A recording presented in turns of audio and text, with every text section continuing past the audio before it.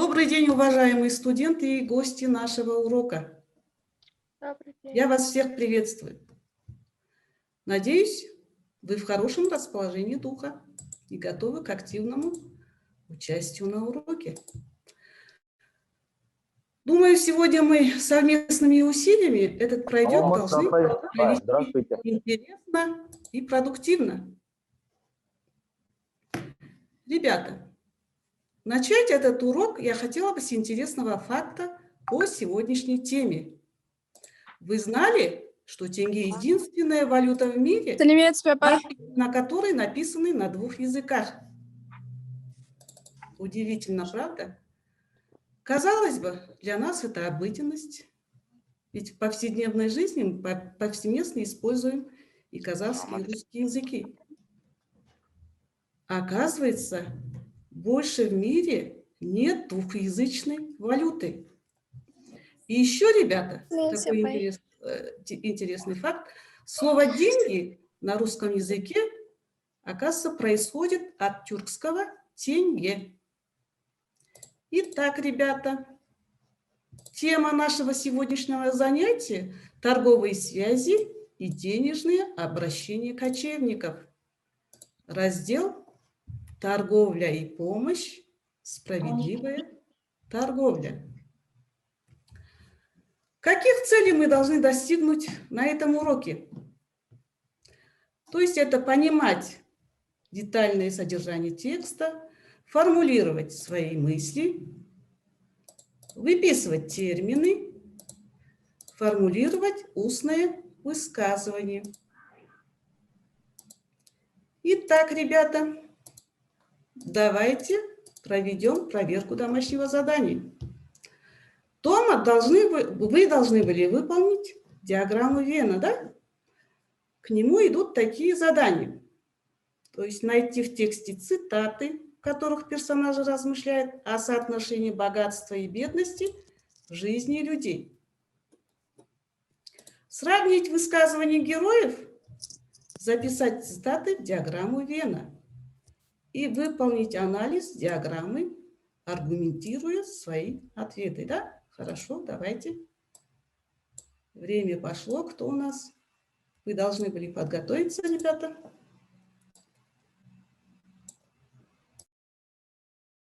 Кто желает ответить? Так, Айдана, пожалуйста, можно вас послушать?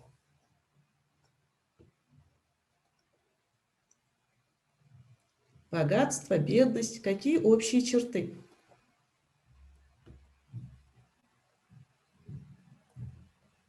Так, Айданы нет. Нурсултан. Общие черты, можно сказать? Хорошо. Кто у нас? Асема. Асема, хорошо, слушаем. Асем, да. Общие черты это то, что они оба работают, трудятся, и они оба человеки. Еще да? можно сказать о своей мысли, типа, Хорошо. когда хоть человек бедный, Хорошо. Слушаем вас. хоть человек бедный или богатый, когда приходит время, они уходят в тот мир, уходит в тот мир, то там не делится, типа, ты богатый или бедный. И хоть человек богат, то они не могут забрать свои богатства, и там все будет равно. Так, то есть перед лицом смерти все равные, да? Независимо от того, богатый или бедный. Да. Хорошо. Так, еще кто дополнит? Богатство. Можно я тоже? Кто у нас? Хорошо. Тимбай Салтанат. Салтанат, послушаем. На мой взгляд, богатство – это достаточная наполненность чем-либо, будь то деньги, богатый внутренний мир, достойное окружение или в целом прекрасная жизнь, в которой у тебя все есть, и ты всем доволен. Хорошо. А вы можете цитаты из произведения повести Гапсек привести примеры? Можно я скажу на Трамбекна? Хорошо. Слушаю вас. Малик Казажанель. Что касается нравов, человек везде одинаков. Везде идет борьба между бедными и богатыми. Так. А А какие вот общие черты? Еще раз давайте остановимся на этом. Вообще. Так, цитата есть в произведении. Кем бы ты ни был, для всех одинаков Бог, любовь, да? Нравственность, общие черты. Так, и еще в конце, какой вывод делает автор, ребята? В конце повести.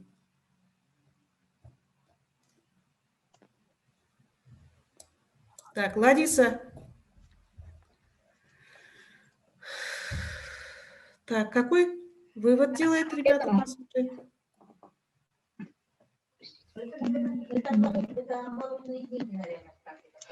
Кем бы ты ни был, богатый или бедный, ты не должен терять достоинства, да?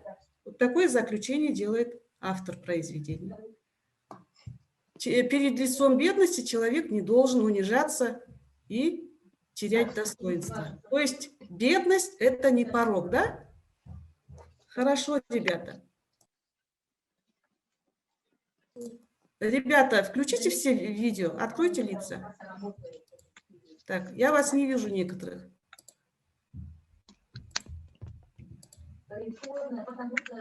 Так, Абай кесiniz beni istedim. да, вас слышно. Benden Следующий общий-то этап после у живет. нас- Так, следующий этап, ребята, у нас ознакомление с новой темой. Но прежде чем мы познакомимся с новой темой, давайте проведем небольшой мозговой штурм. Я вам сейчас скину ссылку на платформу Jamboard. Переходим к приложению.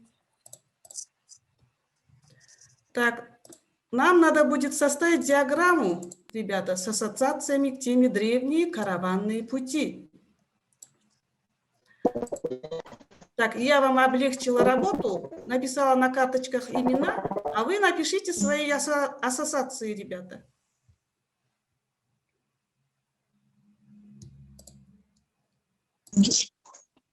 Так. Время пошло, ребята. Так, туда. Мария. Говорит, что это торговля. Хорошо. Дальше. Шанеля.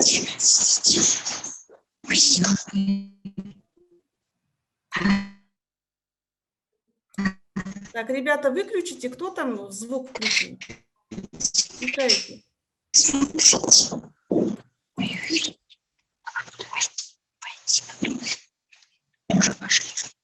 Так, торговля. Торговцы, хорошо.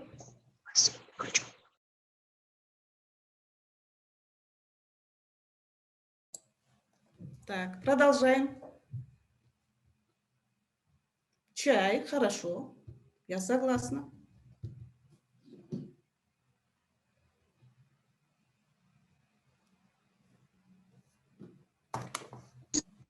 Так, продолжаем, ребята.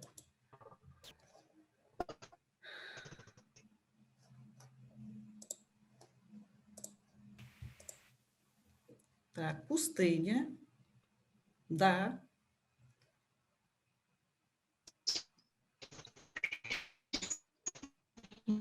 Так, еще с чем? Верблюды. Хорошо, молодцы.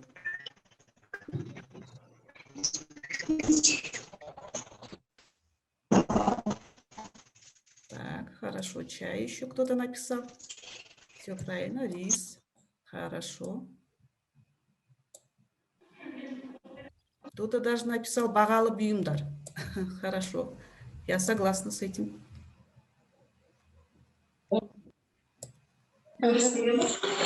Торговля. Хорошо, ребята. Так, дальше продолжаем.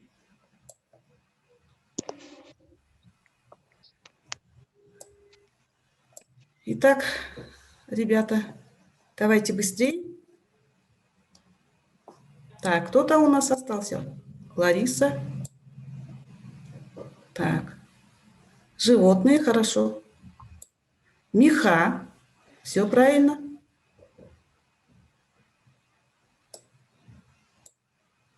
Замечательно, ребята. Вы почти что справились. Кто у нас только? Малика. Жанель написала материалы. Хорошо, я с этим согласна. Хорошо, ребята. Так, все справились. Молодцы, молодцы. Так, теперь, ребята, у нас, обратите внимание на экран, внимательно посмотрите и послушайте видеоматериал.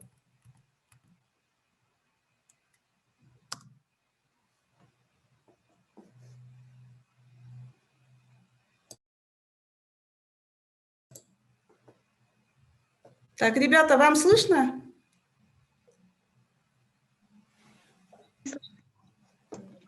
Нет. Нет, обои видео не слышно.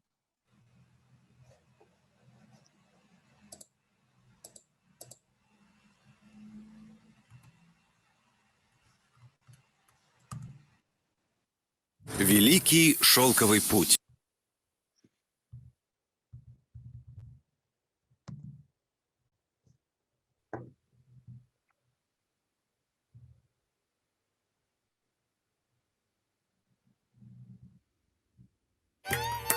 Черный перец впервые попробовали жители Индии.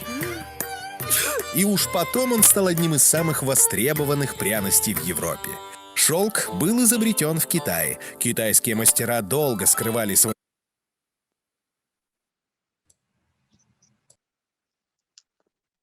изобретение, но и оно вскоре стало известно всему миру. А все благодаря шелковому пути. Наш современный мир — это его отражение. Шелковый путь напрямую повлиял на развитие языков, искусства, технологий и религий. Древний шелковый путь — это не одна дорога, а сеть различных маршрутов от Италии до Японии и от Монголии до острова Ява. По этим дорогам шли караваны купцов и плыли караваны кораблей, которые везли товары с востока на запад и обратно. Маршруты были опасными и длительными. Например, караван с востока до запада шел почти год. Дороги шелкового пути — это не только торговые сети, это и носители культуры, потому что вместе с купцами в караванах шли поэты, философы, ученые и паломники. Таким образом, Восток и Запад обменивался технологиями, ремеслами и искусством. Все это повлияло на формирование языков и религий. Таким образом, многочисленные сети дорог служили не только для перемещения товаров и предметов роскоши, но также были и проводниками распространения знаний, идей, культур и верований, которые значительно повлияли на историю и развитие цивилизаций евразийских народов. Путешественники рисковали, привлеченные не только торговой деятельностью, но и участием в интеллектуальном и культурном обменах в городах, на территории которых проходил шелковый путь. Все это говорит о том, насколько удивительна история шелкового пути. Шелковый путь сыграл колоссальную роль в соединении Востока с Западом, объединив страны и народы, связал их материальную и духовную культуры.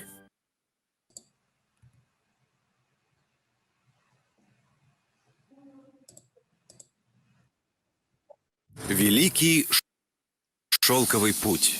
Воображение рисует нам бескрайнее песчаное море знойной пустыни, нескончаемые караваны, нагруженные богатыми товарами, тысячи километров по палящим пустыням, живописным оазисам, горным перевалам. На протяжении пути возникали, расцветали и опустошались города и целые цивилизации. По пыльным караванным дорогам перевозили драгоценные шелка и каменья, пряности и красители, золото и серебро, экзотических птиц и зверей. Великий шелковый путь – это грандиозный торговый маршрут, который соединил Восток и Запад и стал причиной рождения уникальных городов, исторических памятников, обычаев и даже государств. Это была не просто торговая дорога, это был культурно-экономический мост между цивилизациями. История шелкового пути берет начало со 138 года до нашей эры, когда император Китая послал на Запад дипломатический караван для поиска торговых партнеров. Через 13 лет караван вернулся назад, совершив прямой переход из Китая в Центральную Азию. Вслед за ним по этому пути на Запад стали отправляться караваны. Постепенно торговые отношения между Средней Азией и Китаем стали укрепляться. Караваны, выходившие из Китая, направлялись к северным Тянь-Шанским горам, пересекали территорию Средней Азии, а затем через Хорасан, западнее Амударьи, попадали в Месопотамию и к Средиземноморью. Протяженность Великого Шелкового пути составляла 12 тысяч километров, поэтому мало кто из торговцев проходил всю шелковую дорогу полностью. В основном они старались путешествовать посменно и обменивать товары где-то на полпути. Шелковая дорога стимулировала потребность в таких среднеазиатских товарах, как лошади и кормовые культуры, а также виноград и хлопок. В городах ремесленники освоили новые виды ремесла. Производство металлических изделий, заимствованное у Востока, и изделий из стекла у Запада. При этом маршрут шелкового пути не был чем-то застывшим. В течение столетий он менялся, наибольшую значимость приобретали те или иные его участки и ответвления, другие же, напротив, отмирали. В VI-VII веках наиболее оживленным становится путь, который пролегал из Китая на запад через Семиречье и Южный Казахстан. А особого рассвета шелковый путь, проходивший по территории Средней Азии и Казахстана, достиг в VIII-XII веках. По нему шел прежде всего шелк, который наряду с золотом превратился в международную валюту. Им одаривали царей и послов, выплачивали жалования наемному войску и государственные долги. В свою очередь из Рима, Византии, Индии, Ирана, арабского халифата, а позднее из Европы и Руси по нему шли товары, производимые в этих странах. Города, расположенные на шелковом пути – Атрар, Тарас, Сайран, Туркестан, Суяб, Баласагун и другие – богатели и становились не только торговыми, но и центрами науки и культуры. Шелковый путь через Среднюю Азию, Южный Казахстан и Семиречье просуществовал до XIV века. Междоусобицы, войны, а также освоение морских путей в Китай привели к его угасанию. Спустя Так, хорошо, ребята. века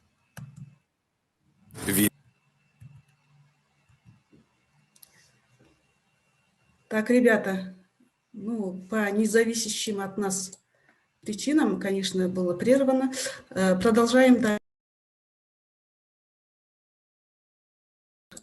Так, ребята, дальше у нас текст. У нас работа с текстом. Да? С этим текстом мы уже ознакомлены.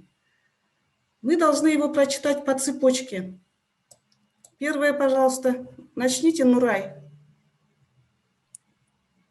Древнее население Казахстана имело торговые связи с Византией, Ираном, Средней Азией, Кавказом, Алтаем, Восточным Туркестаном и Сибирью. На важнейших караванных путях стояли караван-сараи. Местом торговли там не видно немного. Так, наиболее оживленный. Так, наиболее оживленная точка в городе был базар. Большая роль во внешней торговле принадлежала городам, поток грузов из городам, занимавшие угловое положение на караванных путях. Таразу, Отрару, Кутнаку, Хойдыку. Так, через них шел основное изделие прикладного искусства. Поток грузов из Средней Азии. Да. Что, вам плохо видно, ребята? Да, немного. Скажите. Да. Да. Так, ребята, на WhatsApp у вас есть текст. Вы же ознакомлены были. Да. Читаем. Продолжаем читать. Лошадей из Китая шел, керамику. Находки торговых изделий,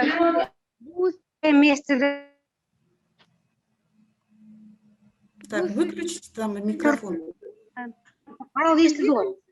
на изготовлении в торговле теми или иными предметами. Оживленно шла торговля между городами и степью. Население азийских городов покупали лошадей, скот, шерсть, кожу, кошмы, войлок, молочные продукты. В обмен кочевники получали ткани. Так, пусть продолжит. Нурсултан, давайте, продолжим. Нурсултан, послушаем вас. Ага, сейчас.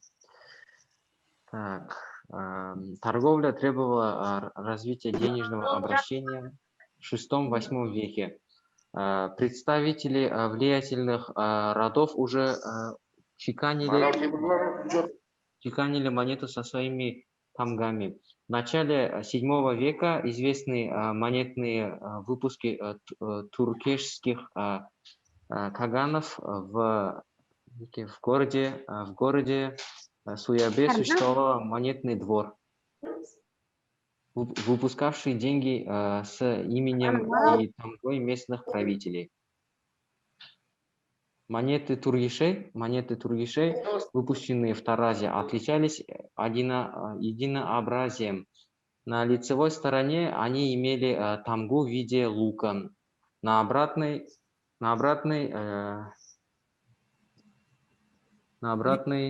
легенду с сагдийским письмом.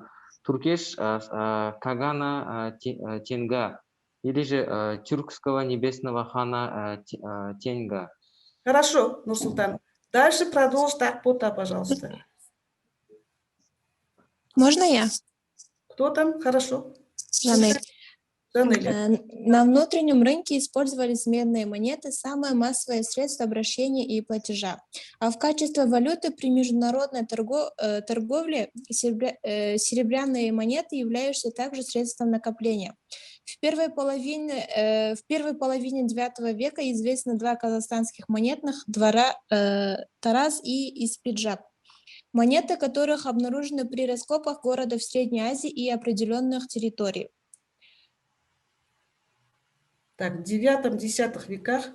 Так, в 10-х 9-10 веках в обиходе жителей Казахстана находились монеты государства саманидов, высокопробные серебряные дихемы, называемые Исмаили, а также золотые динары и медные фисы являются средством международной торговли. Они часто встречаются при раскопках памятников Средневековья Восточной Европы, Прибалтики и даже Апатирестокшкине.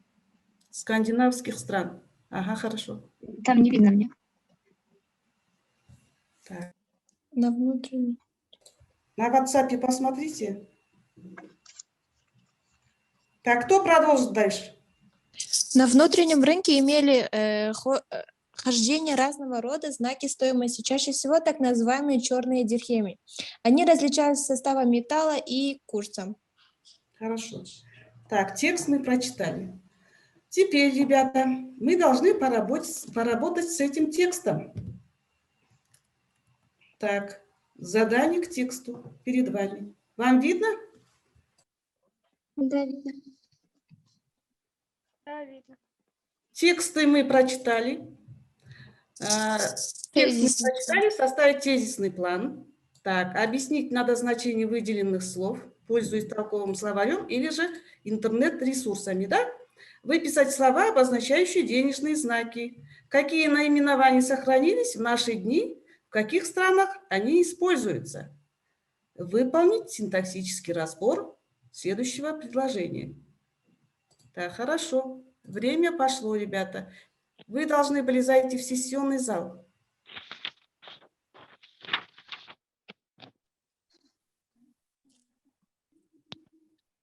Так, я вам даю время.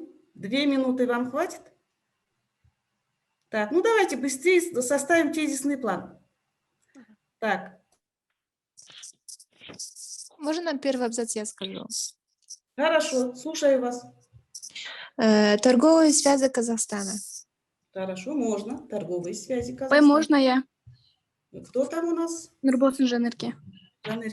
Я вас слушаю. А второй часть про деньга с именами и тангой местных правителей. Так, еще раз повторите. Второй часть про деньга с именами и тангой местных правителей. Хорошо, хорошо. И? И третий можно? Да, хорошо, слушай. А третья часть про государственных монетах. Можно я еще скажу маленько? Ребята, еще в то время, оказывается, у нас были уже чеканили монеты, да? А вы можно добавить? Можно. Назымбек, в то время уже были монетные дворы и делали одинаковые монеты.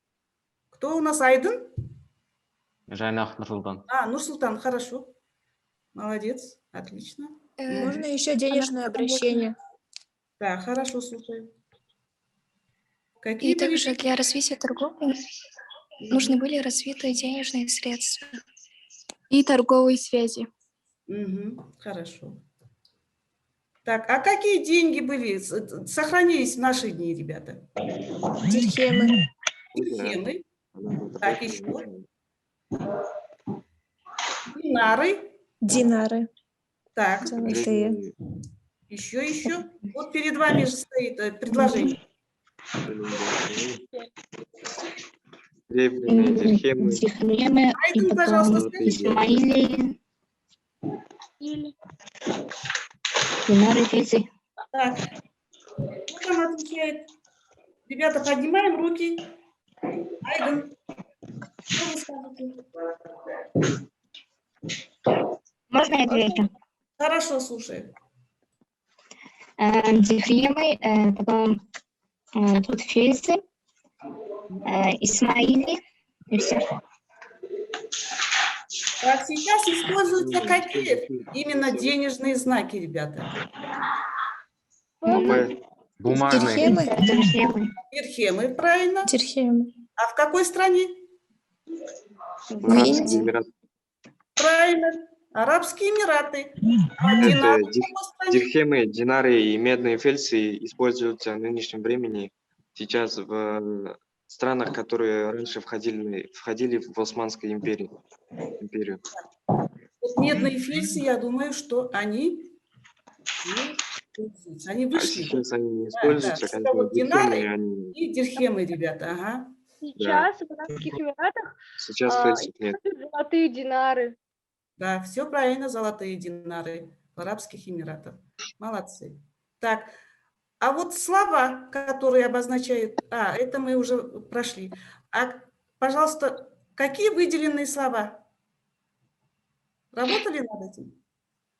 Еще раз посмотрите это, обратите внимание на текст. Так, Можно я скажу? объясните. Хорошо, я слушаю. Нурай? Есть выделенные слова перламутр, лазурит, коралл. Перламутр и лазурит – это драгоценные камни, которые перевозились через шелковый путь с одной стороны в другую сторону. Хорошо. Так, дальше. Пока что обозначили. Так, выключите микрофон. Пожалуйста.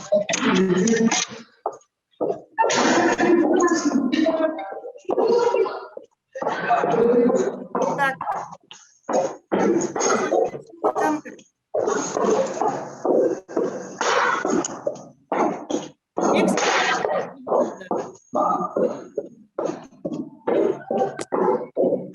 Назымбек, для вас.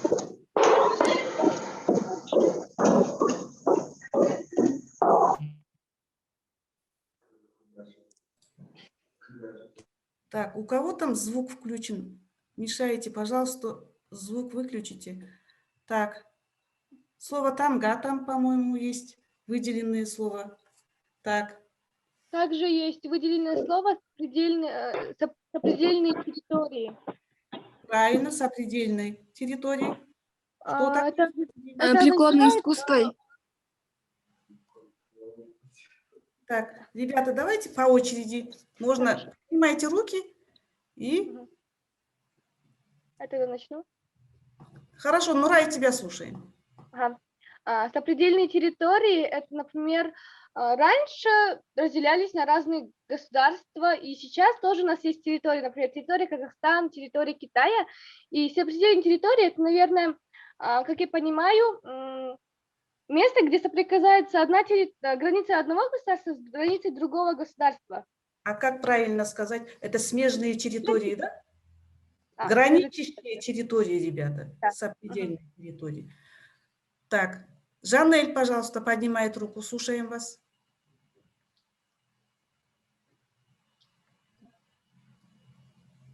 Так, Назымбек. Значение Хорошо, слушаю, Жанель. обиход. Ага. Повседневный привычный уклад, образ жизни. Хорошо, хорошо, молодец. Так, следующие еще какие слова у нас есть? Так, определите слово. Сопределенная территория. Сопредельная территория. Так, еще слово тамга. Что обозначает? Слово танго? Танго. Можно я скажу? Хорошо, кто у нас отвечает? Нурай. Нурай, слушаю вас. Тамга – это знак, который нанесен на монету. Да. Это Родовая родовая фамилия, да. печать. Ребята, это родовая печать, которую заносили, когда чеканили монеты, да? Это родовая печать на самом деле. Так, хорошо. Еще какие слова у нас есть? Узловое положение еще же выделено, словосочетание узловое положение. Перламутр, лазурит. Ну, это уже сказали, драгоценные камни. Так, Прикладное искусство. да, это тоже определение уже сказали. Так, хорошо, ребята. Вроде всё. Хорошо, кто там отвечает?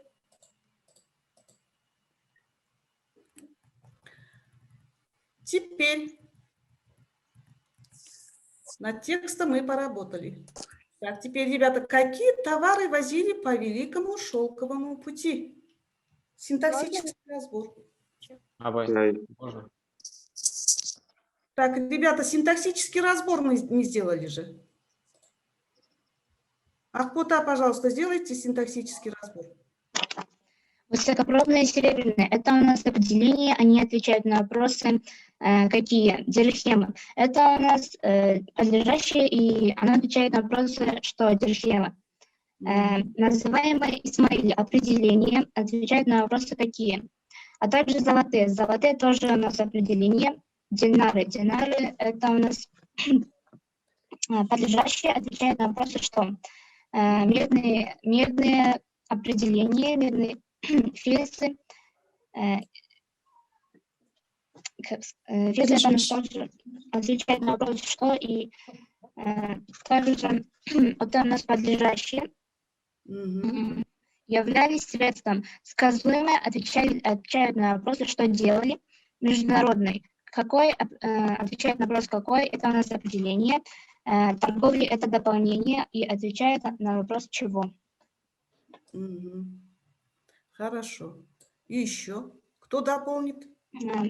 Какое это предложение? Предложение повествовательное, невосклицательное, простое, двусоставное, полное, распространенное. И все. Хорошо. И еще кое-что вы забыли сказать. Предложение вызвано причастным оборотом. Так, то есть... Осложнено однородными подлежащими. Правильно, осложнено однородными подлежащими и обособленными определениями, ребята. Причастными оборотами. Однородными, да.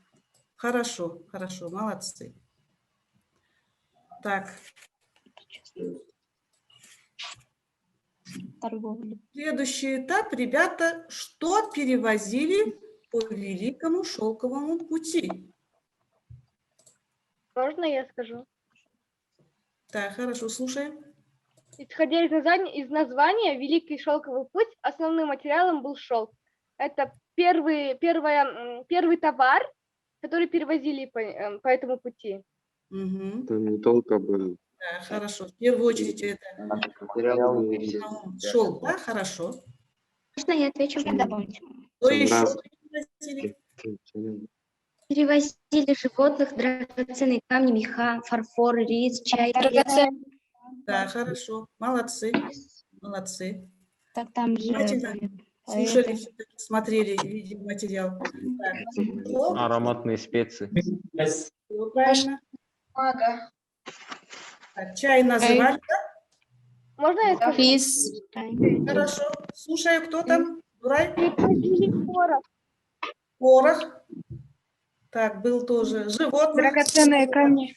Драгоценные. Можно я камни. скажу? Хорошо. Бумага. Бумага. Так, я скажу? так, хорошо, молодцы. Почти что все назвали, потому что слушали хорошо, видимо, видеоматериал. Молодцы, ребята. Так, переходим к следующему этапу. Так, теперь, ребята, Давайте перейдем к платформе Kahoot. Так, проведем быстрый тест. Я вам отправлю пин-код.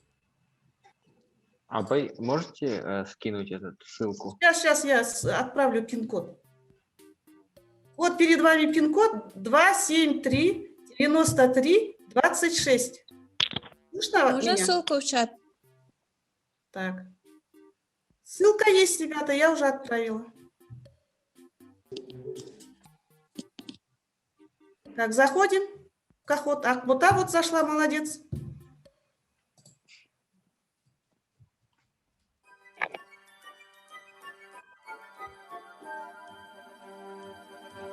Заходим, ребята.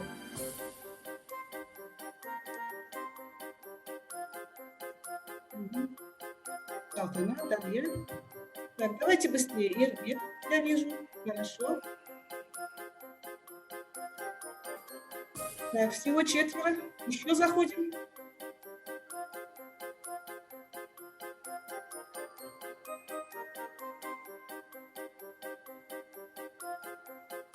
Так, ребята, еще раз повторяю пин-код 273-93-26. Почему-то только 4 зашли. Нур вот зашла. Айдын зашел. Хорошо, хорошо. Вот, Жанирке зашла. Хорошо. Сейчас мы запустим игру. Лариса зашла. Молодцы, молодцы. Заходите. Вот, хорошо. Аид. Так, вот. Поехали. Так, первый вопрос. Торговые связи. Так, вот теперь. Так. Из Атрара Великий Шелковый путь шел вдоль Сырдарей. Из Атрара Великий Шелковый путь шел вдоль Сырдарей.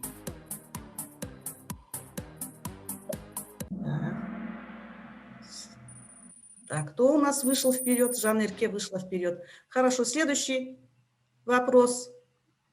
По китайским источникам Великий Шелковый путь на международном уровне начал функционировать в каком веке?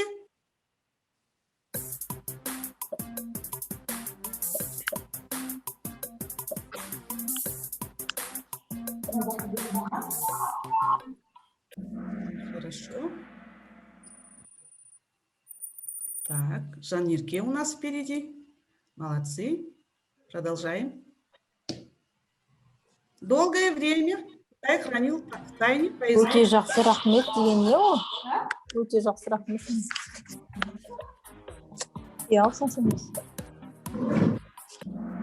Пожалуйста, отключите микрофон. Так, кто у нас? Ахпота вышла вперед, да? Так, продолжаем, ребята. Так, вопрос. Какая территория Казахстана являлась главными воротами на восток? Время пошло. Так, Ахпота, Житсу выбрали, да, правильно? Через наш край, оказывается, проходил Великий Шелковый путь. Посланники китайского императора, направленные на западные страны, вернулись обратно спустя сколько лет?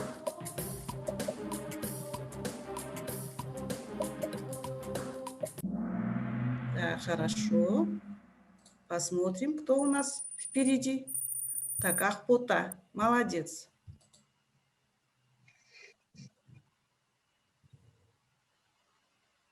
Так, Великий Шелковый путь закончил свое существование в каком веке?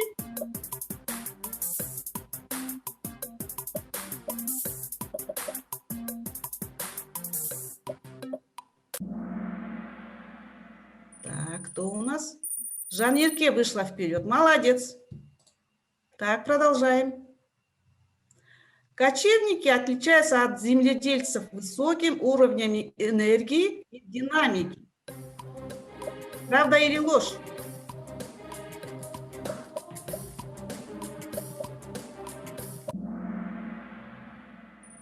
Так, кто у нас вышел вперед? Жанирке. Пальму первенства не отдает Жанирке у нас. Молодец. Во вторых-третьих веках в городе Суябе существовал монетный двор.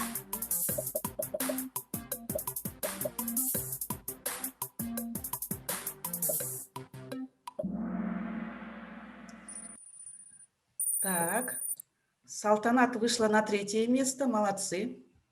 Монеты Туркши, выпущенные в Таразе, отличались разнообразием.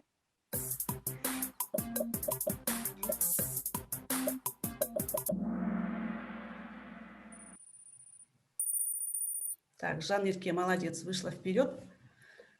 Так. Местом торговли и наиболее оживленной точкой в городе был базар.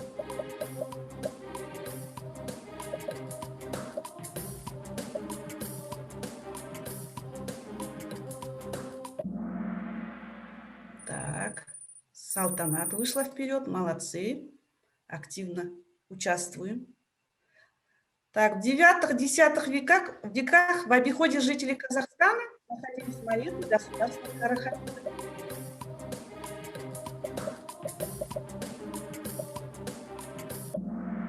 Так, кто у нас сегодня впереди планеты всей? Салтанат, молодец. Черные дирхемы различались составом металла и курсом.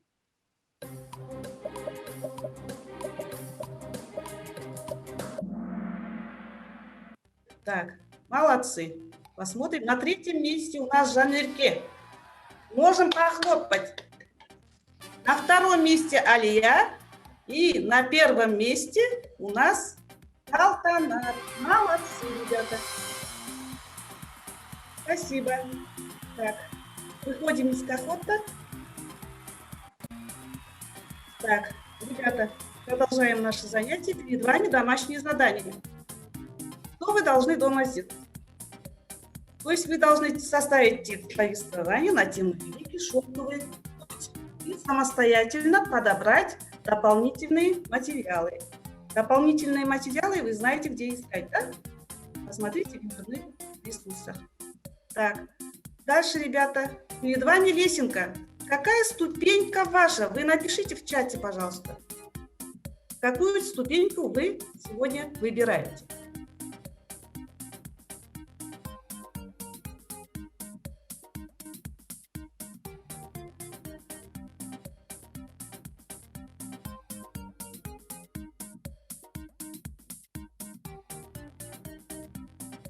Итак, ребята, какую ступеньку вы выбираете? Что вы получили сегодня на уроке? Что вы для себя желаете? Что вы смогли? Хорошо? Анар Патрбековна, Можно? Я слушаю. я могу поделиться сегодняшними знаниями. Мы многому научились. Например, все они были созданы в Китае. Первый путь вернулся только через 13 лет. И также я могу сказать, что теперь мы больше узнали о торговых отношениях, именно то, что они производили и продавали, и из каких мест они проходили и многое другое. Так, вы узнали о географии нашей страны, да? Через Койлык, между прочим, это находится в Семиречье, ребята. Молодец, да. Хорошо. Можно я отвечу? Так, на этом...